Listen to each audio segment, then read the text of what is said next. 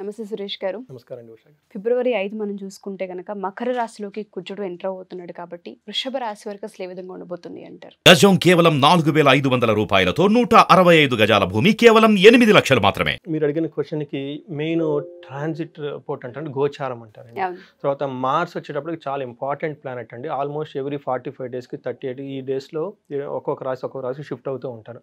మనం ఆల్రెడీ వచ్చేటప్పటికి 4 major planets గురించి మాట్లాడుకున్నాం. ఎవరండి? గురువు గురించి, శని గురించి, రాహుకేతుల గురించి మనం మాట్లాడుకున్నాం. ఇప్పుడు వచ్చేటప్పటికి ఎప్పుడైతే ఈ చేంజెస్ ఉన్నాయో ఈ చేంజెస్ కూడా వాటిలో ఇన్కార్పొరేట్ చేసుకోవాలన్నమాట. ఆడియన్స్ ఎవరైనా కనుక 2024 మనకు చేసిన రాశి ఫలాలు కనుక చూడలేకుంటే అది ఫస్ట్ చూడమనండి. ఇది వచ్చేటప్పటికి వాటితో పాటు అడిషనల్గా ఈ ఇంపాక్ట్ కూడా ఉంటుంది. బట్ ఈ ఇంపాక్ట్ వచ్చేటప్పటికి ఆల్మోస్ట్ 30 డేస్ టు 45 డేస్ ఉంటుంది కాబట్టి షార్ట్ టర్మ్ ఇంపాక్ట్ ఉంటుంది అనమాట. ఇప్పుడు వచ్చేటప్పటికి ఫిబ్రవరి 5th ఇది చాలా ఇంపార్టెంట్. ఈ 4 ప్లానెట్స్ తర్వాత 5th మోస్ట్ ఇంపార్టెంట్ ప్లానెట్ వచ్చేటప్పటికంటే మంగళుడు అండి. చాలా పవర్ఫుల్ ప్లానెట్. వీళ్ళు మనకి మకర రాశిలోకి షిఫ్ట్ అవడంతో ఆ మకర రాశి వాళ్ళకి ప్లస్ వేరే రాశుల వాళ్ళకి చాలా ప్రభావం ఉంటుందన్నమాట. కొంతమందికి అనుకూలంగా ఉంటుంది, కొంతమంది ప్రతికూలంగా ఉంటుంది. అది మనం తెలుసుకొని తదనుగుణంగా మనం ప్లాన్ చేసుకోవడం చాలా ఇంపార్టెంట్ అండి. ఇప్పుడు వచ్చేటప్పటికి ఫిబ్రవరి 5th నుంచి మనకి మార్చి 14th వరకు 38 డేస్ వచ్చేటప్పటికి మకర రాశిలో ఉండబోతున్నారు వీళ్ళు.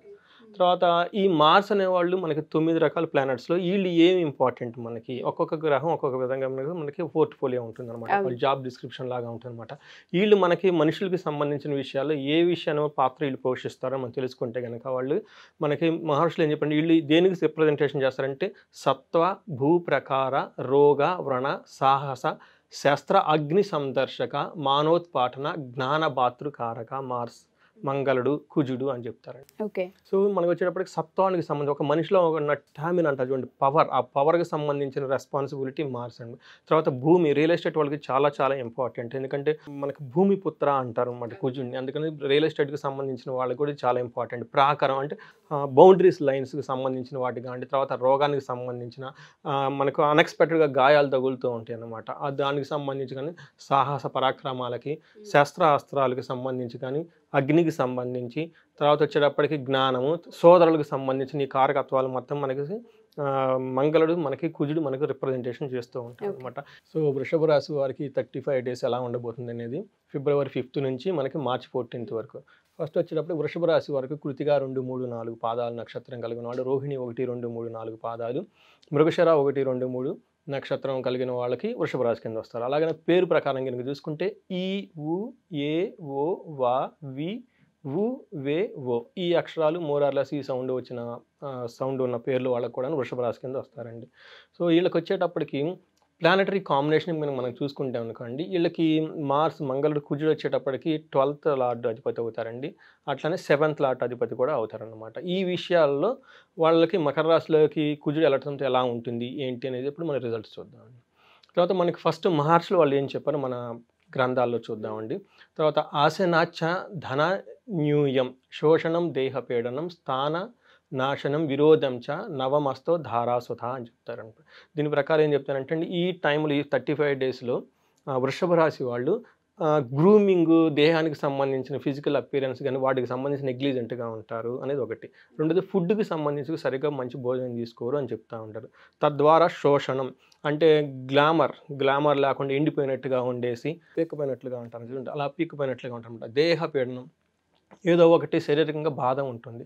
ఇంతేకాకుండా స్థాన నాశం అంటే వాళ్ళు ఏదో ఒకటి అచీవ్ చేయాలి అనుకొని ఆ యాంబిషన్ వెళ్తూ ఉన్నప్పుడు దానిని వాళ్ళు ఆ యాంబిషన్ వాళ్ళు చేయలేరు అనమాట. స్థానాంశం అంటే ఒక పొజిషన్ కావాలనుకున్నప్పుడు అది వాళ్ళకి అందదనమాట. నెక్స్ట్ విరోధం, అనవసరంగా ఆర్గ్యుమెంట్స్, డిస్ప్యూట్స్ పెట్టుకొని ఉంటారు ఈ 38 డేస్లో అని చెప్పేసి మహర్షులు చెప్పారు. తర్వాత మనం కొంచెం క్లియర్గా దీన్ని మనం డిస్కస్ చేసుకుంటే ఇది 7th హౌస్కి వచ్చేటప్పటికి ఇది భార్యతోటి, తర్వాత బిజినెస్ పార్ట్నర్స్ తోటి ఈ రిలేషన్షిప్స్ మనం అనుకునేది గొడవలు జరిగే ఎక్కువ అనమాట. 12th హౌస్ వచ్చేటప్పటికి ఎక్స్పెండిచర్, అనవసరంగా ఎక్స్పెండిచర్ అవ్వటం, తర్వాత లాంగ్ ట్రావెల్ చేయటం, తర్వాత మీరు ఎక్కడో రిలాక్స్ అవ్వాలి, బాగా ఉన్నత ఒక పొజిషన్లో రావాలని ఒక యాంబిషన్ ఉన్నప్పుడు అలాంటివన్నీ డిస్టర్బ్ కావట్ల విషయాలు ఈ చేంజెస్ వాళ్ళకి జరుగుతూ ఉంటాయి. సో వీళ్ళకి 9th హౌస్లో ఉండటం వల్ల 9th హౌస్ నుంచి సంబంధించి వాళ్ళకి ఫార్చ్యూన్, లక్, స్పిరిచువాలిటీ ఈ విషయాలకు సంబంధించి వాళ్ళకి ఫేవరబుల్గా ఉండదు అనమాట. బట్ ఓవరాల్గా ఏం చెప్తామంటే ఫైనాన్షియల్గా బాగుంటుంది వాళ్ళు బాగా కష్టపడినప్పుడు. ఆ తర్వాత రిప్యుటేషన్కి సంబంధించి బాగుంటుంది. తర్వాత మంచి సక్సెస్ బాగా కష్టపడి అనుకున్న ప్రొఫెషన్లో సక్సెస్ చేస్తారనమాట. తర్వాత వీళ్ళకి డెసిషన్స్ కనుక లాంగ్ రన్ అచీవ్ అవ్వాల్సిన ప్లాన్స్ కనుక వాళ్ళు ఈ టైంలో కనుక ప్లాన్ చేసుకుంటే చాలా బాగుంటుంది అనమాట. తర్వాత కెరీర్లో వచ్చేటప్పటికి చాలా పొటెన్షియల్గా బాగుంటుంది జాబు, చాలా ముందుకు వెళ్తారు. తదనుగుణంగా లాంగ్ జర్నీస్ రిలేటెడ్లో ఏదైనా కనుక ప్లాన్ చేసుకుంటే బాగా కలిసి వస్తుందన్నమాట. ఫైనాన్షియల్ సక్సెస్ ఉంటుందన్నమాట. తర్వాత ఫైనాన్షియల్ అబ్స్టాకిల్స్ కానీ వేరే అబ్స్టాకిల్స్ ఉంటే తదనుగుణంగా కంప్లీట్ అయితే వాటిని అచీవ్ చేసుకొని ముందుకు వెళ్తారనమాట. తర్వాత మిస్అండర్స్టాండింగ్స్ విత్ పార్ట్నర్స్తో వచ్చే అవకాశం ఉంది కాబట్టి మన విరోధం చాలా ఎవరితో విరోధం పార్ట్నర్స్ తోటి, లైఫ్ పార్ట్నర్స్ తోటి, లేదంటే వైఫ్ తోటి, కొలీగ్స్ తోటి వీళ్ళతో విరోధం వచ్చే అవకాశం ఉంది కాబట్టి చాలా ప్లాన్డ్గా మీరు ప్లాన్ చేసుకోవాలి. వాళ్ళతో ఎలా బిహేవ్ చేయాలి ఏంటి అని చెప్పేసి క్లియర్గా కమ్యూనికేషన్ ఉండాలి, అండర్స్టాండింగ్ ఉండాలి. మీరు వాళ్ళకి ఏం కావాలని అండర్స్టాండింగ్ చేసుకోవడం చాలా ఇంపార్టెంట్. తర్వాత బోత్ పర్సనల్గాను, మెంటల్గాను, హెల్త్ పరంగా కానీ చాలా కేర్ తీసుకోవాల్సిన అవసరం ఉంది. చాలా బ్యాలెన్స్డ్గా ఉండాల్సిన టైం అండి. దానికి సంబంధించిన వాళ్ళు డైలీ ప్లాన్ చేసుకోవాలి. ఎక్సర్సైజ్ చేసుకోవటం కానీ, మెడిటేషన్ చేసుకోవటం ఇవి చేసుకుంటూ ఉండాలి. హరిగా ఉండే టైం కాదండి అది. సో ఇవన్నీ వచ్చేటప్పటికి ఏమవుతుందంటే అండి సక్సెస్ వస్తుంది కానీ లాట్ ఆఫ్ ఛాలెంజెస్ ఉంటాయి ఈ టైంలో. తర్వాత చాలా పర్సనల్ రిలేషన్షిప్ మెయింటైన్ చేయడం చాలా ఇంపార్టెంట్ అవుతుంది. హెల్త్ కూడా అనుగుణంగా ప్రయారిటైజేషన్ చేయాల్సిన అవసరం ఉంది. తర్వాత వీళ్ళు వచ్చేటప్పటికి హనుమాన్ చాలీసాని చదవాలి. అది చదివితే చాలా బాగుంటుంది. ఎవ్రీ ట్యూస్డే తర్వాత గుడికి వెళ్ళటం, తర్వాత సింధూరంతో కనుక ఆంజనేయ స్వామిని కనుక పూజిస్తే వీళ్ళకి చాలా బాగుంటుందండి. చెప్పినట్టుగానే చాలా మందికి ఇది హెల్ప్ అవుతూ ఉంటుంది సార్. కొన్ని సందర్భాల్లో సడన్ డెసిషన్స్ తీసుకోకుండా ఉండే అవకాశం కోసమే ఈ వీడియోస్ వాళ్ళకి.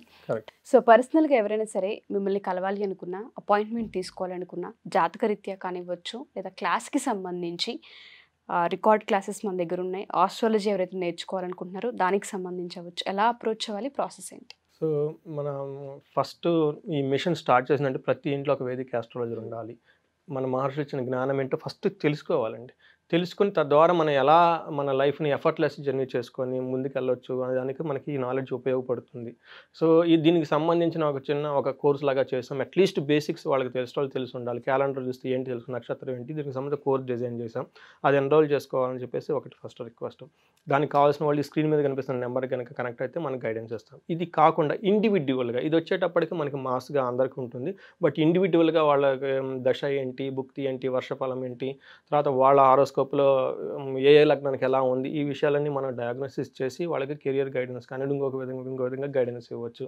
ఏమవుతుందంటే అట్లీస్ట్ ఇయర్లీ వన్స్ ఒక మంచి ఆస్ట్రాలజర్ని కలవటం ఎంతో చాలా ఇంపార్టెంట్గా ఇట్లాంటి విషయాలన్నీ వాళ్ళకి తెలుస్తూ ఉంటుందన్నమాట.